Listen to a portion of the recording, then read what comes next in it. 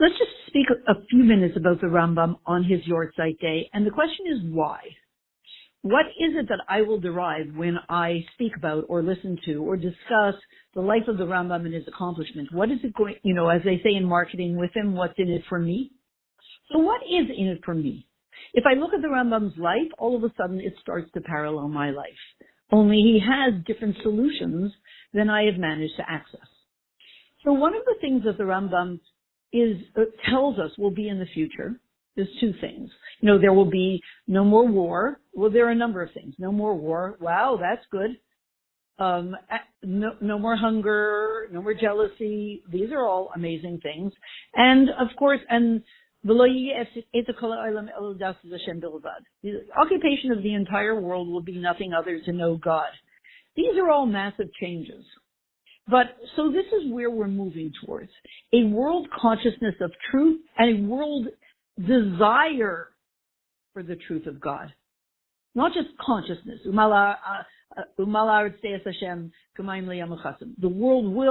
earth will be filled.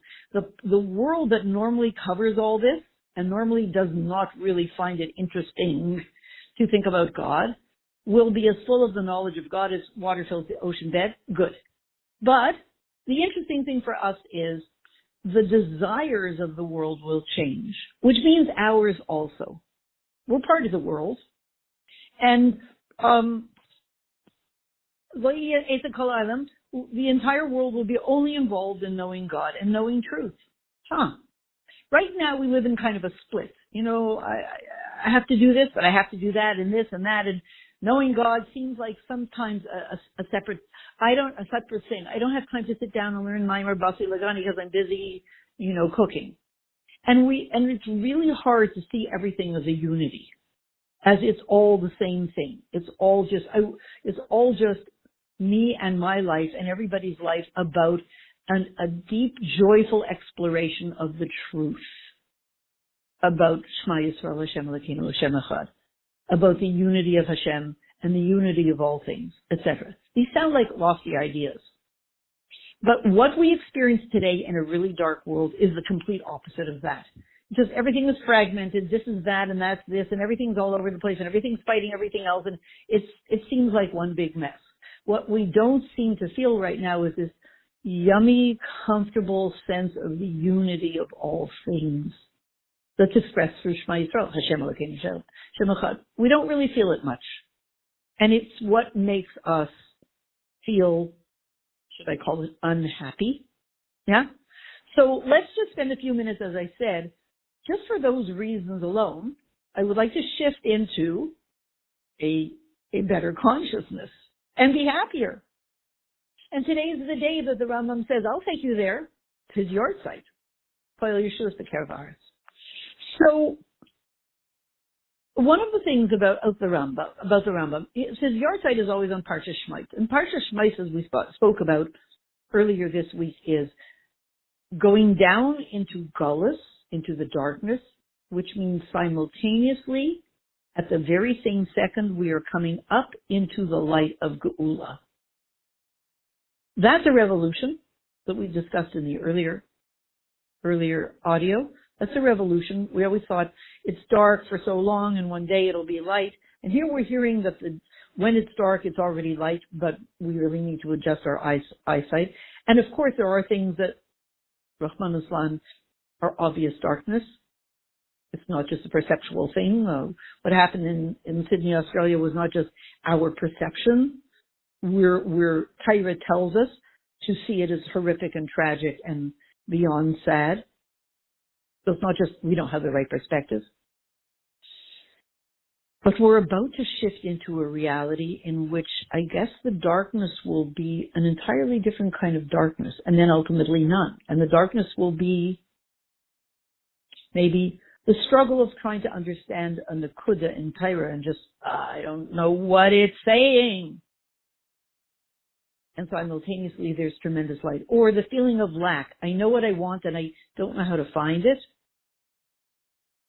Which means on some level, simultaneously, what I have that I want that I don't seem to be able to get is here in the very same place at the very same moment. If that's the case, according to Parsha Shmais, what would I do differently in my life or with my energy to activate that? Okay, so that's Parsha Shmais.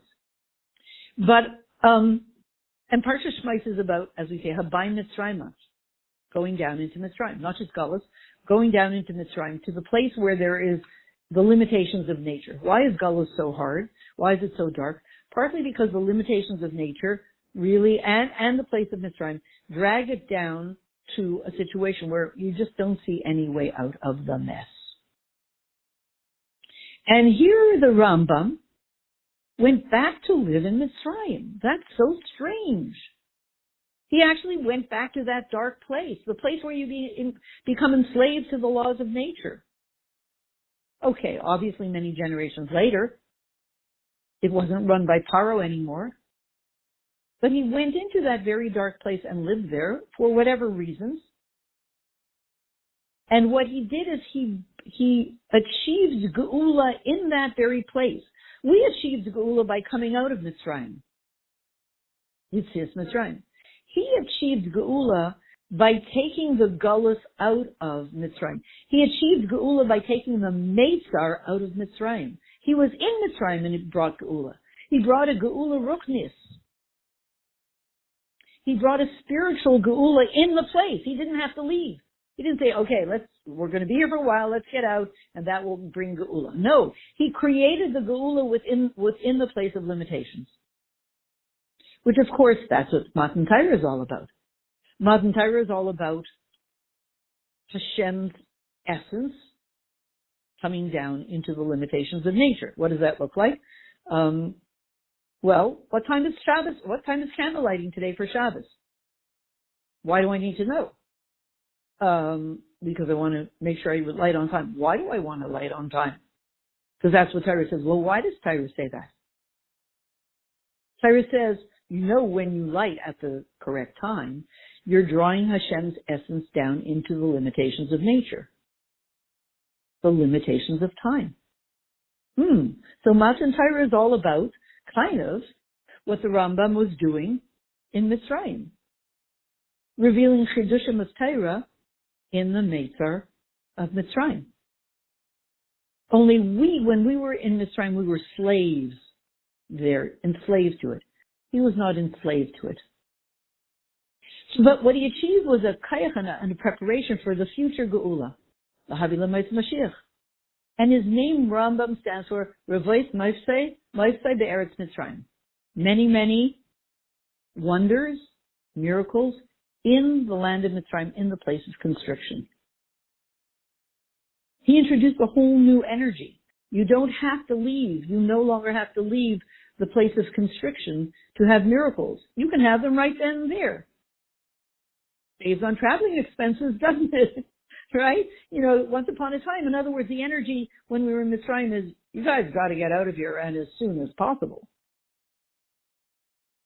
And it was a trip. Right? I mean, to say it in a simple, it was quite a trip to leave Mitzrayim, men, women, and children, all the, the sheep and whatever it was. Well, here's an easy trip. No traveling. You can do Yitzias Mitzrayim and be in that place. And that's what he did with his words. Because being in Mitzrayim, literally, the Rambam was Mechaber, the Chibur Gadol, the Sefer Mishnah Torah, the Sefer of Hilchos Halachos, which gathers together the whole Torah Shabbal Peh.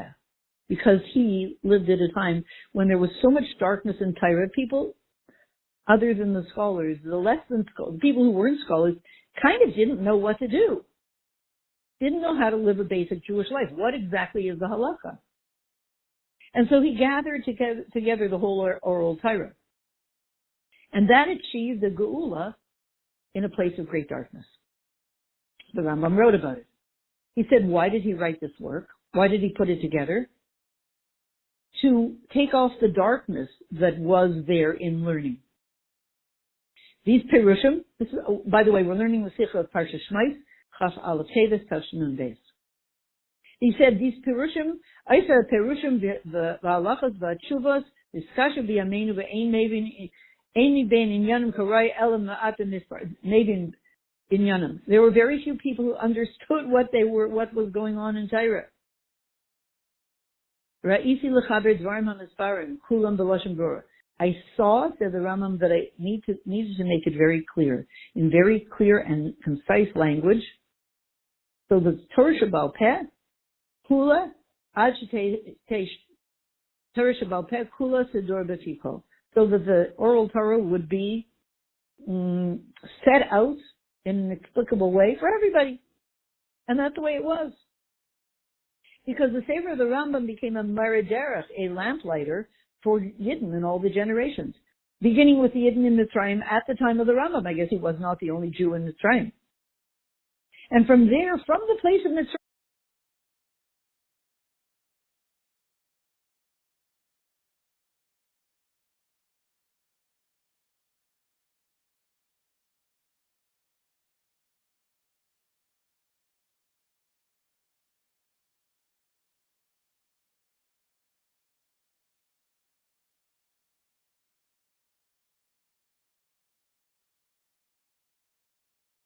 wow, what a place to send it out from. There were Piskei Halachas to all kinds of places around the world. And to Yidden in the generations since then. And many, many Svarim based on, beginning with the Shulchan Aruch, based on what the Rambam wrote. He is the one that we can, that represents clarity between a Jew and Torah. He represents Jewish people. Yidden and Torah can become best friends. Because in his time, Yidden and Torah were not best friends. Only the scholars were best friends with Torah. And everybody else did not have a friendly, amicable relationship with Torah. Let's say it that way. And he made us be able to be best friends with Torah and look to it as something that brings us light, not darkness. Many people felt at that time the Torah brought them darkness, God forbid. It's like sitting in a shiur and trying to stay awake and I don't know what they're saying. He brought us light. He gave us a friendship. He helped us be friends with Torah. In a situation of leilas, of darkness, we had Yahrtzeit Mitzrayim.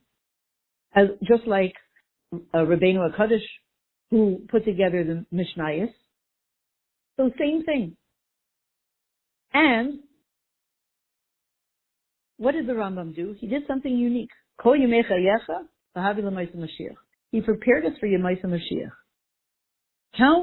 There is no other halacha sefer that speaks about the halachas that will be in Yemaisa Mashiach. He's really the only one who doesn't give midrashim, but he actually is. It's a sefer of halacha, practical, real halacha. What will be in Yemaisa Mashiach? How do you identify Mashiach? How do you know who is Mashiach? And what will Mashiach accomplish? Not a medrash, not a story, not halacha. Only the Rambam. In fact, the Rambam puts together the Mishnah Torah in a way that the past, the present, and the future, it's all one piece. It's very clear. He makes everything very clear, like, yeah, Yemaisa Mashiach is totally part of now. Kol Yemei Chayecha l'havi l'maisa Mashiach. We bring Yemaisa Mashiach into right here, right now. He makes it very simple. Certain chapters deal with what you do now. Certain chapters deal with what you'll do in Yemaisa Mashiach. Very, very, very simple, very, very basic. Yemaisa Mashiach is part of real life. It's not something up in the heavenly spheres.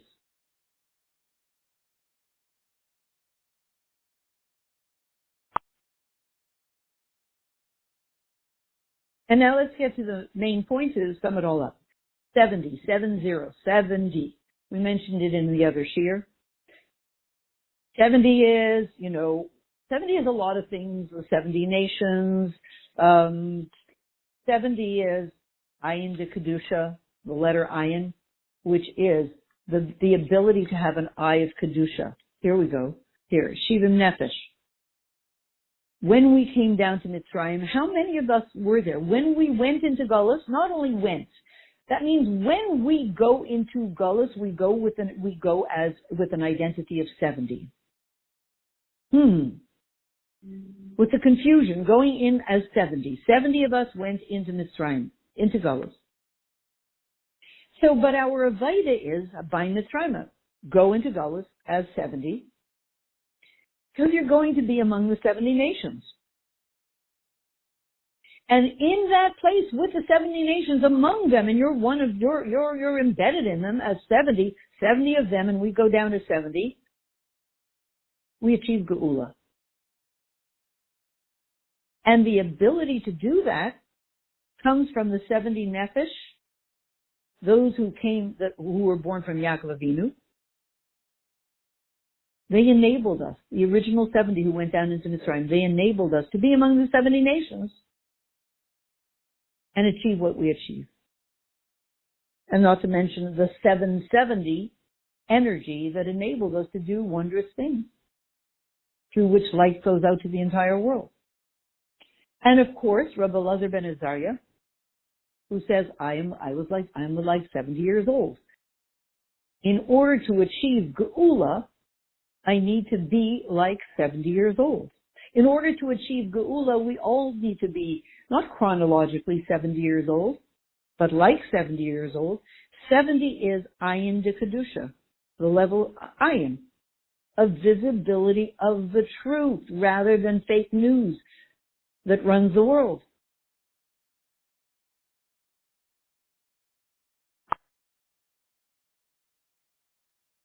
And we said, as it says in Torah, Yemeshna Seina Behem Shivim Shana, the days of our life are 70 years, plus. So there is something about that. There's something about the whole energy of being 70 to be able to Rabbi Elazar ben Azariah, when he became the Nasi, he had to be like 70 because his Messias was all about bringing the Geula into the darkness of Gullus of that time. So it's syncing up Gullus with Geula as one smooth transition piece, without a transition. One smooth flow from Gullus into Geula. Imagine that, if it could be a smooth flow. That comes through Rabbi Elazar ben Azariah becoming the Nasi, and he had to have the energy of 70, even though he was only 18 years old. But everybody knows the story. He needed to look more stately, etc., and older, so that he would be respected in the Sanhedrin, etc. So, was the Rambam 70 years old when he passed away, when he left the world today on Chaf Teves? Well, on some level, as it says here in the footnote 82, L'hayar Rambam haya ayin shana pachas pegam uyam. The Rambam was 70 years old minus 83 days. His birthday is Erev Pesach. So it's 83 days from today to Pesach, Erev Pesach. And those 83 days correspond to the 83 chapters in his Sefer. So that's what we're talking about. Also the energy of 70. That means he also had that shleimus, that completion of, I am like 70 years old. To do what? To achieve Yetzias Mitzrayim in every single situation. Vayamim, Baleilas, when life is good, daytime. Baleilas, when life is not so good, nighttime. And the last one, L'havim l'moed Mashiach.